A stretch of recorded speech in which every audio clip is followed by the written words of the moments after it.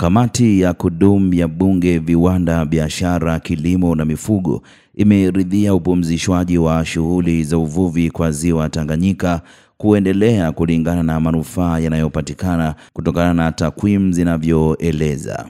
Lakini tunawapongeza nyie kwa kufanya zoezi hili la kupumzisha ziwa. Kwa nini? Kwa sababu tumeanza kuona kwa upande mmoja manufaa kwa takwimu tulizoziona.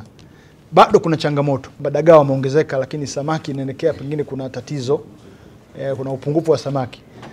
Lakini katika kuongea hapa imejitokeza kwamba uvuvi haramu inawezekana ni moja ya sababu kubwa ya kwa nini hatuwezi kurip benefits za kufunga ziwa kikamilifu.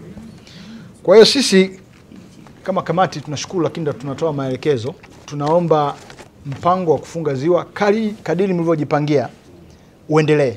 Kwa hiyo matayarisho yafanyike, muendelee na ule mpango, kwa sababu kamati tunakubaliana na jambo hilo. Wakati tunafanya jambo hili, tunaomba tusisitize tatizo la uvuvi haramu lishughulikiwe kwa nguvu kubwa, kwa kuinvolve taasisi zote na hasa hizi GILET, kwa sababu inaonekana wazi kabisa kwamba hapo ndio kwenye tatizo. Na hapo tukushukuru Mheshimiwa Waziri, kwa sababu itakuwa wakati tunatoa maelekezo yetu kama kamati, lakini nadhani wewe umesha tu preempt.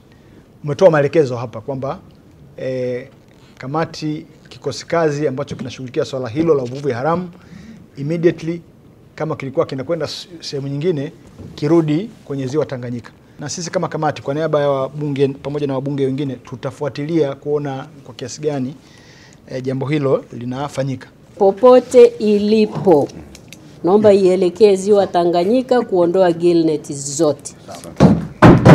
Kwa sababu wanaosema hapa ni wawakilishi wa wananchi. Hakuna kitu ambacho sisi serikali tutakihofu. Kama wawakilishi wa wananchi wako tayari, ina maana na wananchi wetu wako tayari.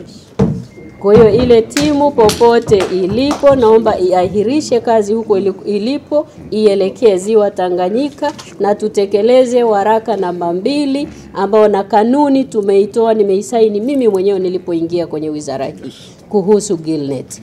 Kwa hiyo hapa Mheshimiwa Mwenyekiti, hatuna utani kabisa, tunatamani tulinde rasilimali zetu. Yawezekana hata hivi dagaa vichache, samaki wadogo, ukimsikiliza Mheshimiwa Kavejuru ni kweli, yawezekana gillnet zimevua vitu vyote, pamoja na kwamba tuliweza kupumzisha ziwa, lakini gillnet zimeharibu tena kila kitu. Kwa hiyo Mheshimiwa Mwenyekiti, hili tunalibeba na timu yetu ipo, timu ambayo iko kazini masaa 24 itaelekea ziwa Tanganyika. Na waheshimiwa wabunge, naomba mtoe tu ushirikiano wenu ili tuondokane na uvuvi huu haramu ambao unatuharibia rasilimali zetu za taifa. Katika mwaka wa 2023 ambao haukuwa na mazoezi ya kupumzisha ziwa Tanganyika, uzalishaji wetu ulikuwa ni jumla ya tani 85,180. Mwaka 2023 ndo mavuno tuliyovuna ziwa Tanganyika. Lakini baada ya upumzishaji wa kipindi cha miezi 3 tu, mavuno yaliongezeka na kufika tani 89,138.